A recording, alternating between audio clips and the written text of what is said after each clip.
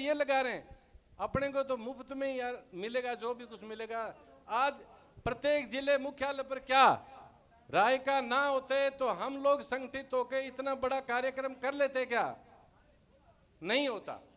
इसलिए ये बहुत अच्छी बात है कि लाल जी हमारे आगे आए और मसीहा के रूप में आगे काम कर रहे हैं, हमें इनका साथ देना चाहिए। मैं आपको बाद वाली बात पहले कह देता हूं, 1 जुलाई 2026 को जयपुर में एक महासम्मेलन, महा जेल भरो आंदोलन का आयोजन रखा गया है। उसमें हम सभी लोग यहां से जाएंगे। जब तक देखो ये है प्रजातंत्र, प्रजातंत्र में जब तक भीड़ नहीं दिखाएंगे तब तक कोई हमारी सुनवाई नहीं करेगा। अगर थोड़ी थोड़ी भीड़ से हम काम चलाते रहे तो हमारी कोई सुनवाई नहीं होगी। इसलिए जब भी ये जयपुर बुलाएंगे तब 1 जुलाई को अपने लोगों को सबको चलना है। और एक प्रवक्ता ने कहा कि हमारे रायका समाज में शिक्षा की कमी है। अरे भाई, अगर रायका समाज की ये स्थिति है तो बाकी समाज तो आपको सारा दिख ही रहा है। बाकी समाज तो जीरो पर ही है, कोई पढ़ना चाहता नहीं, पढ़ाता नहीं। मैं कह रहा हूं कि आप एक पत्थर तबीयत से उछाल कर तो देखो, क्या आसमान में छेद होता है या नहीं होता? हम भी मिरासी समुदाय से, हम मिरासी समुदाय, हमारी 7 जातियां संगठित हुई। मेरे रिटायरमेंट के बाद 2020 में रिटायरमेंट हुआ था। संगठित होकर के गाने बजाने वाली तमाम जातियां, मिरासी, लंगा, मंगनियार, राणा, नगारची, दमामी, ढाडी, ये सभी जातियां संगठित हुई। देखो जितनी संख्या थी उसी के आधार पर हम संगठित हुए। एक जयपुर में महासम्मेलन किया और एक ही सम्मेलन में हमने राजस्थान में 4 कॉलेज लेवल के हॉस्टल्स ले लिए। मिरासी समुदाय की हमने छात्रवृत्ति ले ली और हमारे समाज का एक बोर्ड का गठन करवा लिया। कहने का मतलब है संगठन में शक्ति है। आप ये सोचते हो कि भाई हमारे बच्चे कोई पटवारी थोड़ी लग सकते हैं, आईएएस की तो सोचना ही दूर की बात है, या कोई ग्राम सेवक थोड़ी लग सकता है। आप पढ़ा के तो देखो, पढ़ाओ, बच्चों को पढ़ाओ, थोड़ी तकलीफ होगी। और बच्चों को पढ़ाओगे ना तभी आपका यहाँ आना साकार होगा सपना, नहीं तो कोई काम नहीं होगा। अब मैं थोड़ा सा प्रकाश डाल दूं कि अपने यहाँ क्यों इकट्ठे हुए। हमारा ओबीसी में हमारी जातियां थी, एससी में भी हमारी जातियां हैं, और कुछ संपन्न जातियां जैसे ओबीसी में, अब नाम किसी भी जाति का लेना ठीक नहीं है, पर पर्टिकुलर कुछ जातियां ही उसमें लाभ खा रही है। बाकी जो जातियां हैं उनको कोई भी आरक्षण का लाभ नहीं मिल रहा है।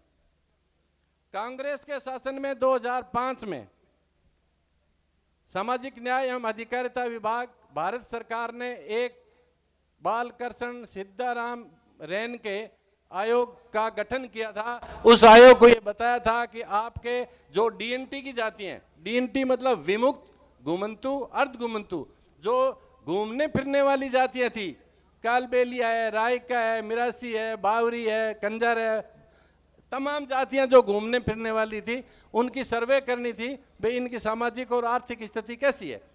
रैन के आयोग ने यह रिपोर्ट दी कि इनकी स्थिति बहुत ही खराब है, इसलिए इनके उत्थान की आवश्यकता है। और उस टाइम जब 2008 में उन्होंने रिपोर्ट दी, उस टाइम 2001 की जनगणना के अनुसार हमारी 11 करोड़ जनसंख्या थी।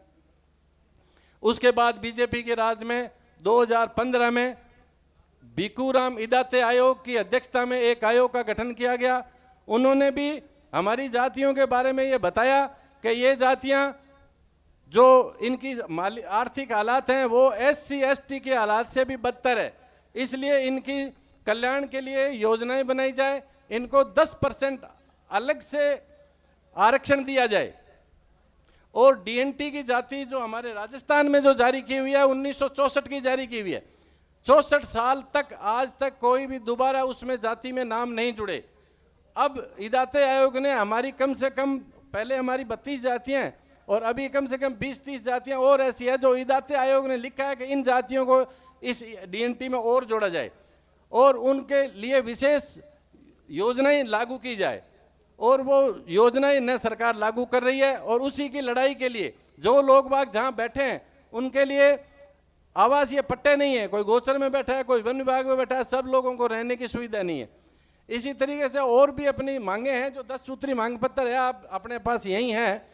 तो इन सब मांगों को लेकर के हम लोग एकत्रित हुए हैं। हमें सबको संगठित रहना है। जब कभी भी आपको याद किया जाए, यार अधिकतर तो याद करते ही कम है, क्योंकि हमें पता है कि सोए हुए जगाने में 2-3 दिन लग जाएंगे, जगाते नहीं है। परंतु कहीं कहीं भीड़ दिखाने की आवश्यकता होती है तो आपको हम जगाते हैं। बाकी तो हम जयपुर है या दिल्ली है, जहाँ भी कार्यक्रम होते हैं हम 10-20 आदमी जाके हम काम कर जाते हैं। मगर जब जब भी आपको पुकारें आप जरूर आओ, हम सब का फायदा होगा।